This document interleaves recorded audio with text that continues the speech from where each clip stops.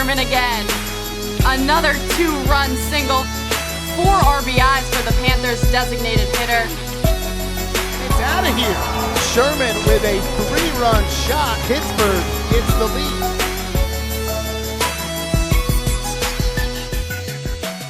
What's going on, everybody? This is Tim Stainrod, and today I'm with Ronnie Sherman, the one and only. What's going on, Ronnie? Going good, man. Going good. It's good to see you. Good to see you as well, brother. You as well.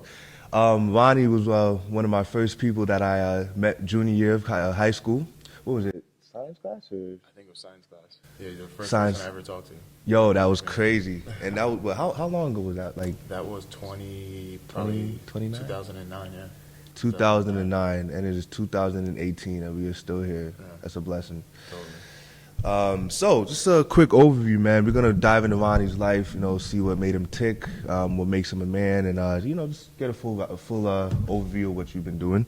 So to get started, and I know a lot of people know Ronnie from McMahon, but just tell me about yourself before you were at McMahon. Like where were you before? Yeah, so before I was at McMahon, I lived in Black Rock area, Bridgeport, okay. Connecticut, and I started my first 2 years at Fairfield Prep. I played baseball, football, and basketball at Fairfield Prep, and I loved the school. I really loved the school. A lot of those guys that I went to school with are still my brothers to this day, but grades-wise and just a couple family things, it just wasn't working out. I didn't really take that opportunity as seriously as I should have. So I ended up realizing with my family that it was best for me to go to Brian McMahon when my parents moved to Norwalk instead of commuting to Fairfield Prep. So that's the reason I ended up at Brian McMahon. Okay. Yeah. And so you started college at the place you were at. I mean, not college. High school. Yep. Where you were at, and then you just transferred junior year, mid college, So, high school. So I lived in Black Rock, went to Fairfield Prep, and then once my parents moved to Norwalk, and we realized the situation just wasn't working out. I wasn't taking the opportunity serious. I ended up just going to Brian McMahon because it was in my district. Yeah. So as a kid standpoint, just talk about that transition. Just no sports, no nothing. Like, did you like that? Like moving just to another city with a bunch of new friends. Honestly, it was tough. It was tough, but because I'm originally from Stamford, Connecticut. Okay. But I moved from Stamford to Bridgeport when I was in 3rd grade. Okay. So I was young enough to the point where it didn't really faze me that much that I was moving somewhere else because I knew I could make other friends. But I was just welcomed by people in Bridgeport like instantly. So I was good with that transition. It didn't really impact me in a negative way at all. Yeah, I'm sure. It's like a lot of people or kids that move often, man. It's like those you can't build any, you can't establish anything. No friendships, no relationships. So, Totally. But you said you were playing baseball at Black Rock. I was playing baseball, in Bridgeport. I've been playing baseball my entire life. Okay, so that was my next question. So you've always had that passion. Yeah, I don't even remember learning how to play baseball. I've been playing for so long, honestly. Like, I think as soon as I was able to walk and stuff like that, my dad put a bat and a ball in my hand, and I was into it as soon as before I could remember. So your father was a baseball player? My father was a baseball player. Yeah, he played in the military. He played his entire life. All of his brothers and sisters played baseball and softball as well. Oh wow! I kind of come from he has 7. He's one of 7, so it's an athletic family. Nice. And same on the mom's side too. My mom played tennis. My mom ran track and stuff like that. So I definitely come from. Oh, you got it in your genes, then, brother. Pedigree. Totally. That's what's up, bro. That's what's up. So now, back to where I'm meeting him now. So I'm seeing him in science class. Tell me about that transition into McMahon, the first day. Like, how was it? So the first day, obviously you're the new kid in town and stuff like that, so you're getting a lot of stares. You know what I mean? Maybe some good ones, maybe some bad ones as well. But yeah, I was open-minded. I was still kind of disappointed in myself that I let the opportunity at Fairfield Prep kind of pass me by. But I was looking forward to kind of starting over and really doing something different. Not like really making the most of like the experience and stuff like that. So meeting you're the first person that I met at Brian McMahon. And it was cool from there. From that point, it's that first introduction. It's that first meeting somebody, and you're actually accepted. You feel a little easier or more comfortable. Exactly. That's what's up. So that's really, and we used to hang out. When we first met. Yeah, man. For that reason, because you really really showed me what it was like even being like at Brian McMahon and kind of like taught me the ropes and stuff like that. So Cool, man. Yeah, I remember your mom even came too one time. That was dope. Yeah. That was dope. He has a great mom, by the way, man. Very, really cool peoples. Appreciate that. But as far as, so you coming to the school now, and like, did you, in your mind, like, was baseball the first thing you were thinking about when you went there? It totally was. Okay. Baseball, I knew baseball was always like my focus, but because I played 3 sports when I was at Fairfield Prep, I was interested in doing it. But if I didn't play football, if I didn't play basketball, it wouldn't necessarily be something that I'd be upset about. Okay. But I was more so doing it, for that camaraderie, for meeting different people outside Yeah. of just baseball. I was friends with Lamar Tate and all those guys from high Yeah. school and stuff. So they I was cool with them, T-Mac and stuff like that, who you guys had on the show. So Shout out to T-Mac. yeah. Okay, so but baseball though, like if you said basketball and football, you wouldn't care as much, but if baseball, you would care more. Definitely. Definitely. Yeah, baseball was definitely like my pride and joy. Like that was my big time passion. That's what's up, bro. And so the baseball coach at the time, was that Cross? He's That still was there. Cross. Still there. Still there. I actually coached the Brian McMahon JV team last year with a guy named Todd Decline. Nice. And I literally coach with Coach Cross.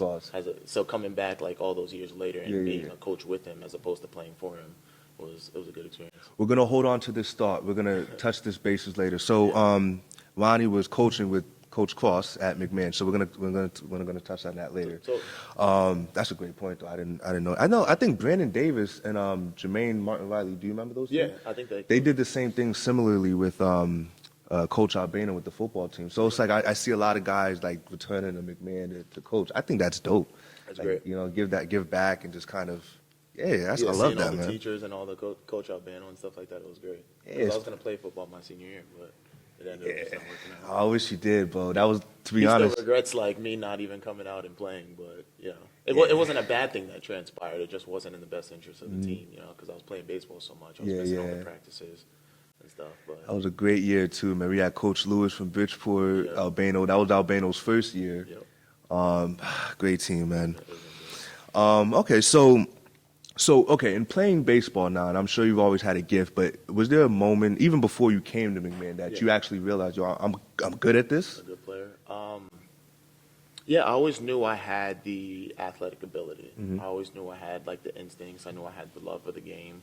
But because I was a tall kid, I was fast, I had a strong arm and stuff like that. I think my talent, that was something that I was aware of my entire life. That my talent was really good for like my age group.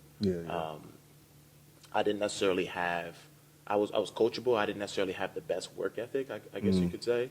But I always knew that I had the ability, especially when I applied myself, that I was a above average baseball player. That's honest. That's honest. That's kind of one thing I wanted to flesh out in these interviews, because we're interviewing athletes. But a lot of athletes feel like, and not just athletes, I think anybody, if you have an ability for something or a natural talent for something, you kind of rely on that talent more so and let the work ethic kind of dwindle. But it's one of those. It's natural. I mean, but that's good. So you said you just locked in again. And But to answer your question, I definitely maybe around the age of like 10. I knew that there was I was a special player. I remember even in Bridgeport, when I moved from Stanford to Bridgeport, they actually had coaches approach me. A couple coaches were saying in the tryouts, if you don't perform at your best ability, we want to take you, because obviously the team with the worst record in the previous year takes the first pick. So there were some coaches that weren't going to get the top picks that approached me. I was like, hey, if you kind of tank the tryout a little bit, we really want you. But I ended up just in the tryout doing my best and getting picked first overall in Bridgeport. Oh, so you mean you're doing what the Knicks are doing, tampering? Essentially, it's like tanking for Zion. Tanking for Zion. A couple of teams wanted me to. But it's 10. I don't take that serious. Of course. But there was definitely a couple coaches that hopefully I don't get anybody in trouble. That wanted me to tank a little bit, but I just couldn't do it. So I went out there and. But you're 10. I was 10. That's crazy. That's crazy. But that's what's up, bro. I mean, so you've had it for a long time. That knowing of I could do this. Yeah, for sure. That's what's up. So And then you already talked about like the challenges of being like focused on. I mean, at that age, being focused, we're kind of going back to your early life again. Do you have any challenges to stay focused as a kid? I mean, you have school, you have little stuff, but did you have anything like maybe, I know at that age it's very impressionable, like did you have any other friends that tried to maybe steer you in a different direction? Honestly, that's one of the things that one of the things I'm most fortunate about. I was most fortunate for is having friends that always kind of like was interested in keeping me on the straight and narrow. Good. Like it wasn't, they didn't feel like it was their responsibility, but I never really had any friends that tried to take my focus away from what I was actually trying to do. I had great friends that really supported what I wanted to do. Good stuff. Even if they were maybe doing something that it wasn't necessarily bad, but wasn't in the best interest of my career as a baseball player, they would never push it on me. Like I really had very supportive friends and family. As far That's as good, bro. Yeah. Honestly, that's a testament to who you are. Yeah, you know, maybe. who you choose to allow to be your friend. So Totally. that's good. And then upbringing For sure. plays a big part of that. So you know, it's great. That's Yeah, great. Yeah, your parents raise you, you know what I mean, hopefully to pick good friends, you know. Yeah, yeah. And to be able to acknowledge who the good characters and quality people are. So. Yeah, of course, brother, of course. But that's all good as far as so you transferred, you just carried that quality over to McMahon, and you know, Totally. you weeded out who your friends were, and then I hate to go on this path, but girls, was that an issue with you with sports? I mean, we're men, you know Yeah, how that is. So totally. like, and I know a lot of athletes deal with the girl distraction. Totally. So we're gonna try to do like a full overview here. I know we're like more in the high school part right now, but high school and then even college, like was girls, like just a general speaking, was girls ever an issue? So it's funny that you mentioned that because starting at Fairfield Prep, it's an all-boys school. Oh, It's actually an all-boys okay. school. It's on a campus where there's girls because it's on Fairfield University's campus and stuff like that. So you're like, you're a freshman and you see like these girls that are like 18, 19, 20 and stuff. So it's different. But yeah, I went from actually an all-boys school where you wear a uniform every day to going to Brian McMahon. So I think because it's interesting because people might think you want to go to all boys school, like that's no fun. There's no girls, but it was a blast. Like I'm it's sure. literally a blast because it's just like it's you and all your brothers and stuff like that, and you find different ways to like entertain yourself. Like you use your sense of humor in a different way. So it's like it's actually more funny at a school like that than it is just like a burden to not have girls. But even once I got to Brian McMahon, like you know, attracted to women, or women might be attracted to you and stuff like that. But it wasn't necessarily like a distraction. Okay. I wasn't in any relationship in high school or anything like that. So it just wasn't a focus at the time. Okay. You know, you have friends and stuff like that and you have a good time, but it was never really a distraction for me. That's good. And then quickly college before we get to college. So in my first 2 years at college, I went to Lackawanna College, which is a junior college, one of the best baseball junior colleges in the country.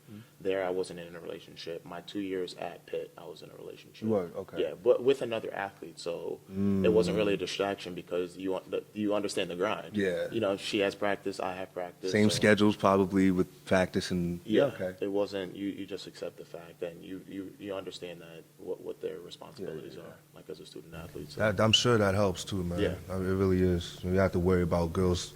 You spend more time with me. Like she has the same amount of time you got. Yeah, you know? exactly. That works. So I that think works. that's the reason why it wasn't bad as far as the distraction goes. That's good, brother. That's good. So so we got a quick overview of like your early life. We're gonna get into the meat now of Ronnie's life, going forward. This is just part one.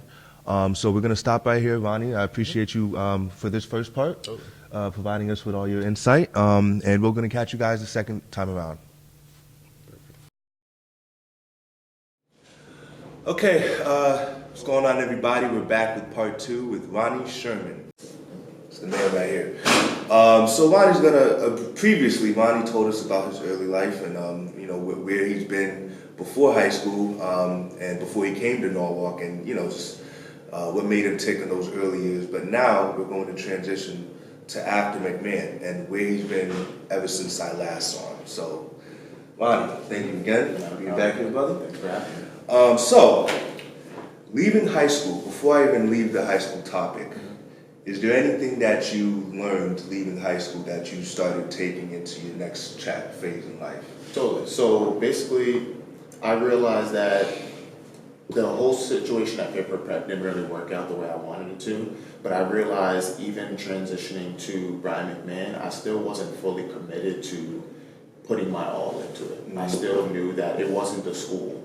I love Fit for Prep, the teachers love me, I love the students. Same thing at Brian McMahon. But I knew what I needed to fix and what I needed to work on after high school was all my responsibility.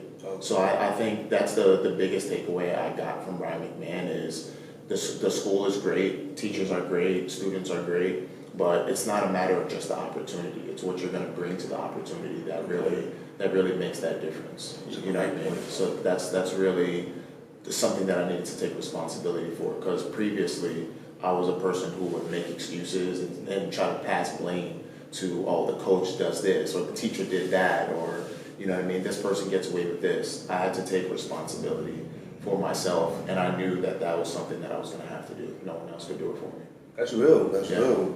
It's that comes with age, maturity. You know, just knowing, okay, this is who I am. This is what I've been doing.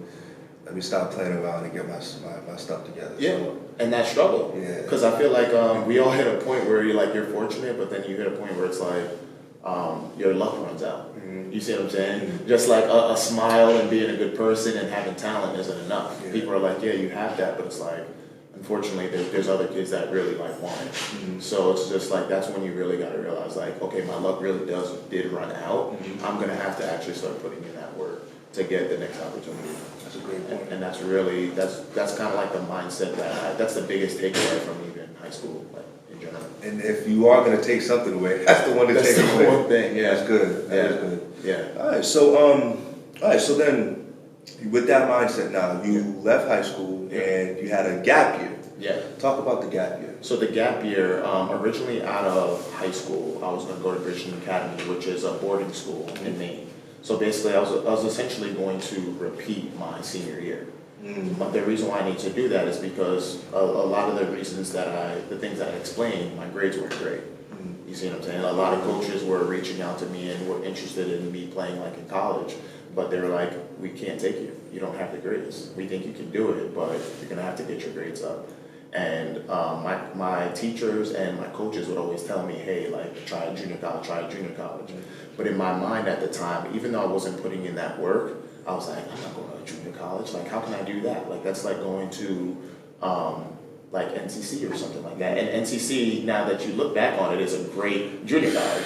Like, I wish more people would actually realize how good of a school NCC is and the way you can actually turn your life around doing something like that. So long story short, I didn't want to go to a junior college. I wanted to go to a boarding school because at least I would still be in high school. You see what I'm saying? I had that opportunity, just kind of clean high school to college instead of, junior college to a 4-year school. Because junior college, all it is essentially just getting your associate's degree. It's a 2-year school. That's all a junior college is, instead of a 4-year school. It's a 2-year school. So I was scheduled to go to Bridgeton Academy. I had a roommate, I had a dorm, classes were starting to formulate and stuff like that, picking my schedule. And at the time, right after high school, my parents bought a house in Mount Vernon. So they bought a house in Mount Vernon, and 7 days before I was scheduled to actually leave to Bridgeton Academy, I found out I couldn't go.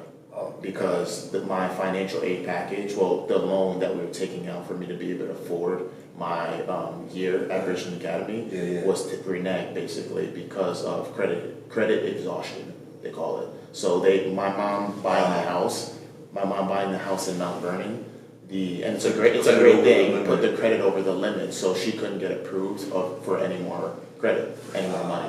And I found out 7 days before I was scheduled to go to Bridgeton Academy that I couldn't go. Man. 7 days before. So I mean, naturally, that was probably devastating news. Where was your mental around that time? Honestly, the first thing I did was I didn't even say anything. I just sat down on the top of my stairs, and I just put my head in my hands, because at that point I was really like I'm done. Like, I'm really done. Like, I have a family and stuff like that, but I'm done. Yeah. All my friends are gonna go off to college, but what am I gonna do? Yeah. And ironically, I was upset with my parents.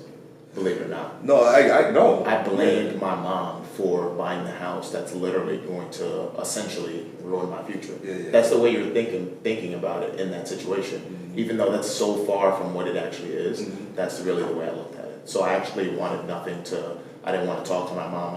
I just got in my car and actually hit up one of my best friends at the time, Matt Daly, who was at Fit for Prep. And I was just like, bro, like, I gotta like come see you, like I don't know what to do, and stuff like that. And I drove from New York to his house in Fairfield, and I just needed to be like around like a bro, like, you know what I mean, somebody who's like always had my back. So that was my initial reaction to, you know, because it really caught up with me. What I did in high school, it really caught up with me. I was that was the moment. That was really the moment where I was like, okay, I knew my luck was running out, but now it's like officially done. It ran out. It's officially gone. Like, yeah. You're gonna have to pull yourself. Like at that point, I was like, I'm either gonna be like homeless or like make something of myself, even though I have like a family. Yeah, no, it's a difference. I know what you're saying. Yeah, I really felt like I was done for. Because like knowing me, I kind of like, well, even still, I hate to put this burden on my parents where I'm say 35, whatever, still being supported by my parents. Nah, nope, that is not me.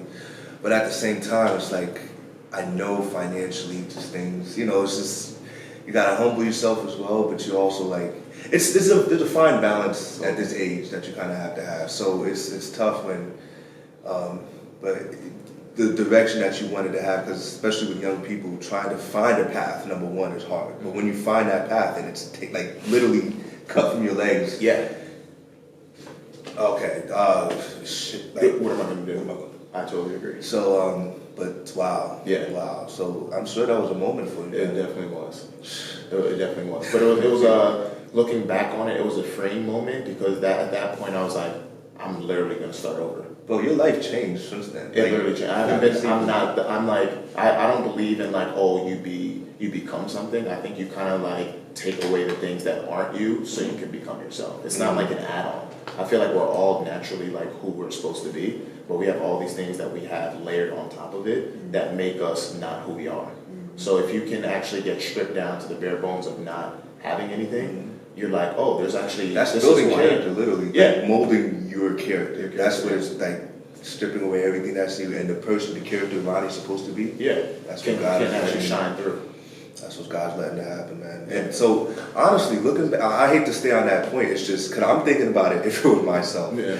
Like, wow, though. Wow. And it's resonating with me too because that similarly happened to me where I had to leave University of Central Connecticut and go to NCC, and my parents kind of did it, but it was more so the timing of when they did it, more so not actually doing it. But even still, looking back at NCC, I left with no debt. Yeah. I was there for I spent one semester at Central and then the rest at NCC. Yeah. Left with no debt. Yeah. Best thing I ever did. And then I went to my 4-year and then did what I had to do. But it's really easy to blame parents. That's the point I was trying to make because, like, as a kid, we don't really see, like, what's going on. Like, I'm sure, you guys needed a house for your family more so. So, I'm sure it wasn't easy on the mom at all. I'm sure she probably, because talking to my mom after my situation, like, talking to her and hearing how she felt about it, really like, okay, let me stop being so selfish about it. And, so did you ever have that conversation with your parents afterwards about that? I definitely did. Mm-hmm. And especially like with my mom, moms want to do what's best for their kids. Mm-hmm. They might not have the best situation to be able to provide for their kids, but a majority of mothers do want to do the best for their kids and don't want to disappoint their kids. Mm-hmm. So my mom, she points that as being one of the most disheartening times of her life, and there's really nothing she can do. Mm-hmm. And there's nothing a mom like fears more than the point where their kid needs something and they literally aren't able to provide for them. Like they literally can't do it, and there's nothing that they can do. Like that's, in the same time, it's hard for me. Mm-hmm. It's hard for her to actually see me and be like, that's my son, and I can't make this right. You know what I mean? And she actually felt like it was her fault as well. But yeah, I definitely had the conversation. But looking back on it, it definitely all worked out for the right reasons. Yeah, that's good, brother. It definitely did. Yeah, I'm sure. But as a father, when you do have kids and stuff, all that will just be in the back of your mind, you know. Yeah. So that's all. It can just only help when you become a parent, you know. For sure, for sure. So but after you went through all of that, what did you end up doing next with your career? So at that point, I realized I had to do something about this. I had to take my own life into my own hands, right? So I knew what I needed to do. I just didn't know how to do it. So in my mind, I was like, I need to find somebody who can actually help me go through this. I have my mom, I have my dad, I have my stepdad, I have my friends and my extended family and stuff like that. But even though my parents love me, that doesn't mean they know how to get me from where I am right now. That current point A to point B. I know what you mean. Yeah, they really didn't know how to get me because I mean, if they've never experienced that specifically, how are they going to tell me how I can get from where I am now with no grades, with no schools to go to, how I'm going to fulfill my dream of playing professional baseball? Yeah. There's no way. You know what I mean? So in my mind, I was like, I need to find someone who's very experienced that can help me not only mold my mind as an athlete and a person, but also mold my body and my skill set. So the first thing I did was I tried to find a trainer. I tried to find a trainer that could really help me figure this out. I actually had hurt my hamstring in the summer leading up to even me going to Bridgeton Academy. Oh, wow. So right before all of this transpired, I actually had an injury with my hamstring that put me out of commission for a while. So I didn't even. So that's even more tough than dealing with that. Wow. I had to deal with that as well because I wasn't even sure what my athleticism was even going to be like, no matter where I went right after. Yeah. So I knew I needed to get a job, start putting some money in my pocket, start taking responsibility for myself, and I can also help pay for my training with getting a job. I'm sure training is expensive too. Exactly. So that's actually what I did right away. After the Bridgeton Academy thing fell apart, I got a job and started looking for trainers. Nice. That's exactly what I did. So who did you find? So it's funny. It's who did I find and it's how I found them. So Let's hear it. I got a job working at CB2, which is Crate and Barrel 2. Okay. In the city. Yeah. I got that job because my sister in Atlanta worked for the company down there. So she made a phone call and kind of said my brother's really looking for a job, and she kind of helped me get that gig. Nice. So at that point, I didn't have a checking account or anything like that. I needed a checking account so they can direct deposit my funds, my pay into my account. So it's like, where am I going to go? Am I going to go to Chase? Am I going to go to Wells Fargo? Am I going to go to Bank of America? Where do I want to go? So the first day that I decided that I'm going to test out my legs, I'm going to see if I can actually run. My legs they're still, I had to take so much time off because my hamstring was bothering me. So I decided that, I'm just going to go for a run. Okay. And the bank that I chose was Chase. It was in Mount Vernon. It's right down the street Okay. from my house. I was like, let me just run to Chase instead of driving. I want to see how my legs feel. As soon as I walk out of the door, it starts downpouring. In my mind, I was like, man, let me go back inside. Let me grab my keys and let me just drive to the bank. But something told me, it was like, no, run to the bank. Go for a run. So I ended up going to the bank. I met this really nice gentleman. He was like a guy that can get you your account, not just a regular teller. Okay. He's a guy that actually sits down with you and asks you what you need. So I ended up having a conversation with him, and he's like, man, you're soaked and stuff like that, and you're out of breath. Like, what's going on? Like, it's raining outside. You come in for a count, and you're out of breath and stuff like that. What's going on? And I was like, man, I'm just testing out my legs. I had a bad hamstring injury, and I just wanted to see if I could run. And he was like, what do you play? And I was like, baseball. And he was like, my uncle is actually like a trainer. Like, I can give you his contact information, and you should hit him up. He's actually, where the bank was, his facility is actually like walking distance. Are you serious? Like, it's probably like a 30-second walk. So I ended up walking out with my Chase account, but I also ended up walking out with the contact information for a guy that he's telling me can help me get healthy and really trade me. And you wouldn't have gotten that had you not been soaking wet. If I'd have been soaking wet and if I would have drove, I don't know if he would have asked me if I wasn't out of breath. If I decided to go to Wells Fargo instead of Chase. So those guys, we can kind of segue into that, but those guys ended up taking me under their wing. Nice. But if I didn't run to the bank, if I didn't choose that bank, my life would be completely different. That's amazing, bro. And that right there is a testament. Just do it. Just do it. Like you know, like and you ran because you just wanted to just test how you like, bro. That's exactly. I could have walked. That's I could have amazing. drove. Mhm. I could have rode a bike, but I decided to run specifically. So it's like if I didn't have the hamstring injury, I don't know if I would have ran to the bank at all. And that was my very first day running. So the very first day I ran after having a hamstring injury was the day I decided to run to the bank and get the contact information for guys that helped change my life. That's crazy, man. That's a story. That's a story. All right, so to keep things pushing, so we don't run out of battery. So when you did get to a school now, where did you get to? So where I ended up going to, the trainers, I ended up meeting them. They took me under their wing. They literally helped mold every aspect of my life. They really developed me. The things that I needed to hold myself accountable for, they showed me how to. So once training, I'm back to healthy. They literally got me healthy. I ended up going to a D2 school. It's called Concordia College. Okay. So that's where I ended up going. It's a 4-year school. It wasn't where I necessarily wanted to go, but in my mind, I was like, you know what, let me figure out if let me just get to a school. At that point, you're kind of just desperate to go to a school and just get back out there. So that was during the spring. Okay. That was during the spring because I missed a whole fall, a semester of college because that's what happened. Spring 2012 or 13? I think that's 2013. 2013 at this point. Okay. Exactly. So I ended up going to Concordia College.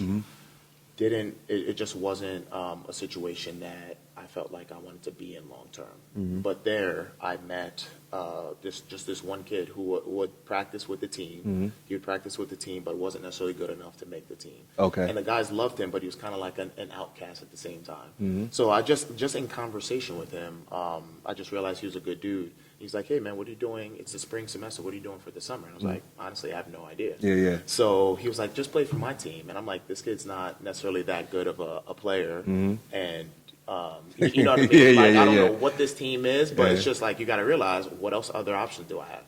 I don't have any other options. So I ended up playing for his team. Somehow, the guy that's the coach of this team, this guy named Mike Anderson, he literally was a big-time Division I player. He's one of the best pitchers in New York when he was in high school. His name is Mike Anderson. He played Division I baseball at ECU through '95. Like he was a big-time player. So everything was just lining up for you, bro. It literally started lining up once I changed my mindset. So that's when I met Mike Anderson through a player who wasn't even playing on the college team at the college that I was currently at. So that's how I met Mike Anderson. That's crazy. Big time, one of the best coaches I've ever met. Nice. Honestly. And I ended up playing summer with him. And at that time, this is the summer. Now I have to start preparing for playing somewhere else during the semester, during the fall semester. So he asked me, what are your options? What are you going to do? And I was like, honestly, I don't know. He was like, you know what, let's make a recruitment tape for you so we can start sending to schools. Wow. We make a recruitment video. He gets together some schools that he thinks I should go to, the junior colleges at this point. So I'm transferring from the 4-year school that I was at, Concordia. I only did one semester. And he ends up sending it to the school called Lackawanna College. Okay, which is what you mentioned earlier. Which is where I went, exactly. And they fell in love with my video. And I went up there for a visit with my parents. Nice. And I loved it. Nice. So that's literally how I got to my first school where I ended up even playing baseball. Good stuff. So that year, so I started at Concordia in the spring. The semester before that in the fall is when I did all this developing with my trainers. So that's the whole year. That's the gap year. Yeah. And then in that summer, I got Lackawanna College, and I can start the following fall. I want to segue real quick because a lot of kids kids that are leaving high school and stuff, they kind of feel overwhelmed and discouraged because, you're not getting the looks you want, or you may not necessarily, because this is another point I wanted to make too. When I was leaving, obviously I wanted to go to a 4-year. I think every kid wants to go to a 4-year. Like going to an NCC or a junior college is like so taboo at that age. And I don't know why, but It's just staying the course, Yeah. literally. And then so that's if I'm just trying to get points where we can, any kids that are listening, just stay the course, literally, just stay it. And even if you miss a year, 2 years, like it's your life. Yeah. You know, it's no race. Yeah. It's your life. Yeah. You know, you're only racing with yourself and who you are. You know, who you were rather. That is the greatest point. So that's a great point that you made to even get to that point. So that's commendable, man. Yeah, don't worry about what other people are going to think about your path. Mm-hmm. You know what I mean? Really focus on what you want to get to and and trust it. Of course, bro. You Of course. You got to trust it. You know, but that's not easy. That's conclusion is not easy to come to. You have to, you know, work within yourself to get to that point. But when you get there, man, it's beneficial. So just real quick. So when you were at Lackawanna College, Yeah. what I'm trying to move it along now. So- When did you move to Pitt after Lackawanna? Yeah, so I Move did. straight to I Pitt. did. I did 2 years there. So my first 2 years of college. Okay. My 4 years of college. I did at Lackawanna College, Mm-hmm. and one of the toughest. Like this, the coach was pretty much a Navy SEAL. Basically, like literally, like we were working with like telephone poles and Yeah. stuff like that. Like the way the Navy SEALs have to overhead press things and like curl them and stuff like For that. baseball? For baseball. I could see football. For football, honestly, it was. Sheesh. We took pride in being the toughest team in the nation. You know, he did a phenomenal job of transforming kids' lives, like kids that were just going down the wrong path. He's done right by every single kid that he's ever had come into that program. That's good. So that's the school that got me the opportunity because I had some successful years at Lackawanna College, and I was a 2-year captain. I was the first freshman captain in his tenure at Lackawanna College. Nice, bro. And I was elected by my teammates. Nice. That's saying a lot. Yeah. Wow. That's the biggest thing I took a lot of. That's because good. coaches see certain things, but when players who are in you, like in the trenches with you every single day, say, no, this is a guy that I think deserves a captain leadership spot, even if it's just by example. Yeah. I don't know if I was necessarily the most vocal leader at the time, but I was a person who would do whatever you asked me to do, and I'm going to work hard and I'm going to encourage other guys. And guys see that. That's commendable, bro. Exactly. That really is. That's good. So that's really what it was about. So I had 2 successful years there. We made it to the College World Series Nice. my freshman year. Nice, So bro. that was great. And You just casually throwing this stuff in there. Yeah. We just made it to the World Series. Excuse me, Ronnie? yeah, we made it to the College World Series my Good first stuff, year at man. junior college. Yeah, so it was a great experience to get back my first year of playing. You know, to make it that far. That's and to amazing. and to have that much success. I'm sure that was a confidence boost for you too. Yeah, I it mean, was. it's like from what you were dealing with before, and then I still got it. Yeah, exactly. That's good. Exactly. That is good. Yeah, so that's how I got my my scholarship through. Got a through scholarship? I got a scholarship to Pitt through Lackawanna. And now we're at Pitt. Yeah. So, and if you guys don't notice this jersey right behind us, this is Ronnie's jersey from Pitt. So talk about that and talk about one thing we didn't get a chance to talk about yet, but I want to. Athletic collegiate life. Like, Yeah. how is that, especially at Pitt? I Yeah. wanted to get Pitt's, like, how was that just being? Totally. Lackawanna College was more so kind of like Army kind of based. Like I knew I needed to go there and get my grades up because I can't go to Pitt. I can't go to Yeah. the schools that I want to go to with bad grades. Yeah. If I get the grades that I got in high school, I can't get those grades in college if I want to go anywhere. So I think I ended up graduating from Lackawanna with like a 3.6. Nice. 3.6 Good GPA, stuff. And I was eligible obviously to play at Pitt. But the college life, it's just you need to be able to balance your academics, your sport. And they say you have three things: academics, your sport, and social life. Choose two. That's like what they say. Like you By can't social life. You see what I'm saying? Yeah. So it's like your social life is definitely on the back burner compared to other things. But you find a way to still make it work and still have fun. Listen, there's no college person I know who didn't have some social life. You have to. You're gonna burn out if you don't have any social life. You can't hang with your friends. You know what I mean? Do whatever you want to do. So you just got to be smart about it. And, it can't be a top priority.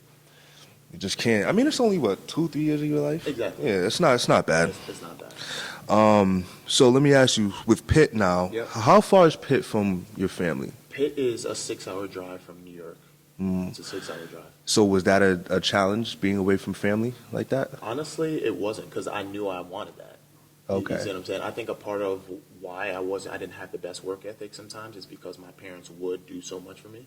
like sometimes being fortunate is the thing that kind of Cripples you. It cripples you. Yeah. Exactly. So like I was 2.5 hours away at Lackawanna, Mm-hmm. and I had a car so I could drive and stuff like that. So being 2.5 hours away, in my mind, being an extra 3.5 hours away wasn't really like a big deal. Yeah, that's not too bad. You see what I'm saying? Like I was never homesick. Mm-hmm. You know, my mom and dad say sometimes like we didn't talk for like a week at a time sometimes, and it wasn't because there was anything wrong, but it was just because you're living, you're in college, and you're trying to kind of you're trying to leave the nest. Mm-hmm. You know what I mean? So yeah, there was no periods for me of That's important, bro. of any homesickness. I'm glad you mentioned that too, because a lot of kids, I'm an only child, so like, parents just all the attention is you. Yeah. But you gotta let the kids grow. You gotta let them deal with adversity because on their own. Yeah. Because once they deal with it, and you're not there that first time they ever experience adversity, Yeah. if they're not prepared for it, it can just swallow them up. It really can. And I'm glad you brought that up because one of the biggest things I tell young players now and young students now is don't be afraid of having that gap year. Because do I feel that same way about being away from home if I didn't have that gap year? I'm not sure. You see what I'm saying? If I went straight to college from high school, it might have been a little bit different. Mm-hmm. But I kind of had that year to mature and be able to become a little bit more sufficient. So I think that gap year really is the reason why my transition in college was more seamless. Yeah, do not be afraid of that gap year. Yeah, it's very beneficial.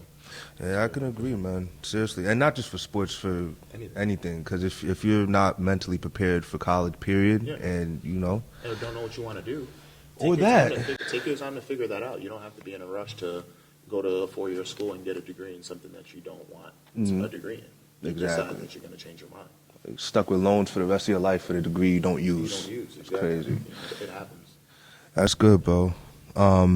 So looking back at Pitt now, because you just the question was, what did you learn in college looking back?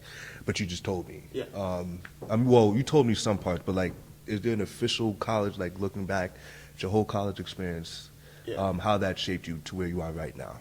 I mean, of course it did, but just like how? For sure, yeah. The way I can really look at it is, instead of the way I went about my high school career, I really in college felt like I got the most out of it. That was my goal. So I felt like I needed high school to kind of not get the most out of it, to in college decide that, you know what, I'm going to do any and everything that I can do in college to really feel like I'm leaving this and have no regrets. I don't feel like when I'm 26 years old, man, I wish I was still in college. Yeah. Like, I don't feel like that. That's because good. I felt like I got all the friendships, I got what I wanted out of baseball. I just feel fulfilled looking back at college. That's actually very important, because there's a lot of people, way too many people I know that live with regret of that. Totally. And if nothing else, just going away from home. Yeah. Because some people go to college, but they don't really like leave home or the state per se, and you never get to live that life. And then 20 years later, you're like, man, it's just, so that's good that you have no regrets and you feel fulfilled in that aspect. For sure. But now, today, what is your path today? I kind of did some research on you. You said you were training. You're doing training now. Yep. So talk about that. Like, what are you doing nowadays? For sure. So basically, I'm a personal trainer. So I train people that are non-athletes as well, moms, young kids. Nice. Whoever, anybody that just wants to get something out of fitness and do something that's just going to make their life better in some kind of way. And I coach baseball and I coach softball.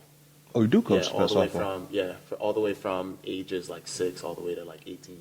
Nice, bro. Where do you usually coach at? Like, so my facility is in Norwalk. It's called IST Sports Headquarters. It's on. This man has a facility in Norwalk. I'm proud of this, bro, man. That's good stuff. It's not my own, but it's one that I work out of. My business is my own, and I work out of a facility that I love working at. That's what's up, bro. Honestly.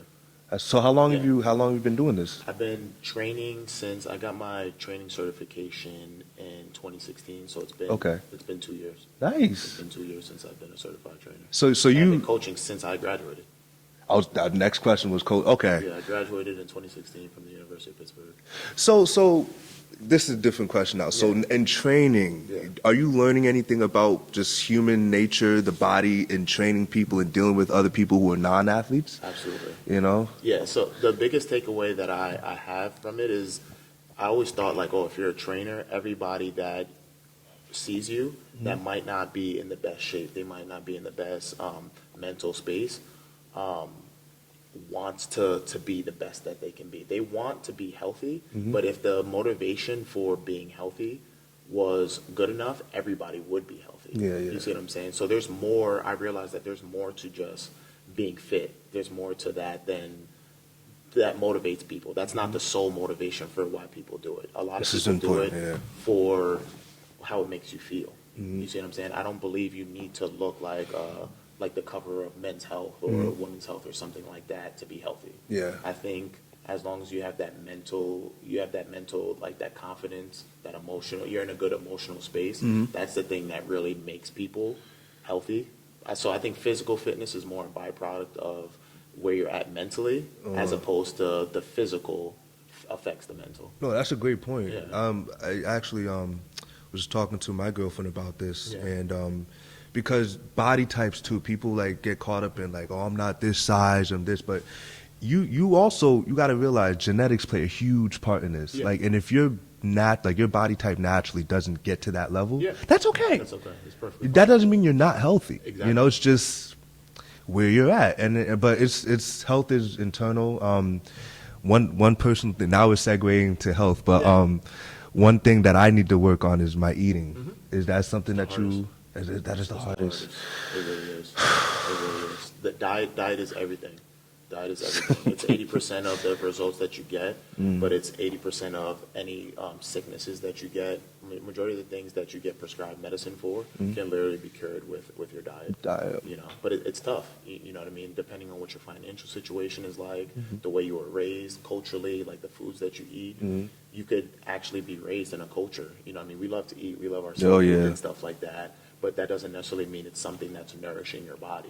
It's feeding the soul and stuff like that. And we love it. You know what I mean? I love it. I still eat it, you know what I mean, from time to time. But it's not necessarily the best thing for our overall health. So that's the my mom has been able to lose weight just by eating properly. You know That's one thing I need to actually when we're done with this, I may have to consult Ronnie about some dietary restrictions on my eating. I'm serious, because I need it. I work out every day, literally. Like I go to the gym. Cause I work overnight, so I try to leave work and go straight to the gym before I go to sleep. But it's dedication. I got some body fat that just won't go, and it's working overnight. You eat a lot of McDonald's and stuff or whatever. That's because not a lot of places are open. Exactly. That's the problem. That's a huge problem. I totally agree. Yeah, I totally agree. But that's everything you're saying, brother. That's all good. I see you growing. I've seen your growth since I last saw you in high school. So that's amazing. Totally is there anything that you want to leave off with, like kids, or like a final word or thought before we wrap up? Yeah, for sure. So I guess I can kind of just end on. And then maybe just look. Yeah, I guess I can just end on why I decided to be a personal trainer in the first place. The reason why I really got into it is not just about fitness. It's not just about your physique or anything like that. I got into it because the people that were able to change my life at my lowest point were trainers.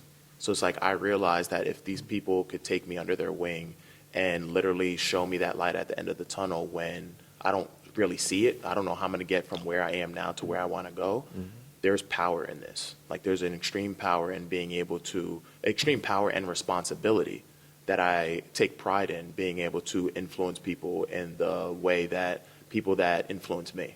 So that's the real reason why I do what I do. But I let people know it's not about me. It's about you. Like when I train somebody, I'm not training you for my expectations. I'm training you so that in your life you feel more confident, you feel better about yourself, you develop that self-love, and in turn you also become more physically healthy. So all I can say is trust your path, trust your journey. It's important. I thought that I was going to be a professional baseball player. That's my dream for my entire life. And now I'm at a point in my life where I don't ever think about being a professional baseball player. And I never thought I would ever get to that point. But I trust my path, and I recognize the way I feel. I recognize the way I'm able to influence other people. So I'm like, you know what? Let me use this gift to help others. So the advice that I give other people is not only trust not only trust your path, but realize that it's okay to like be you.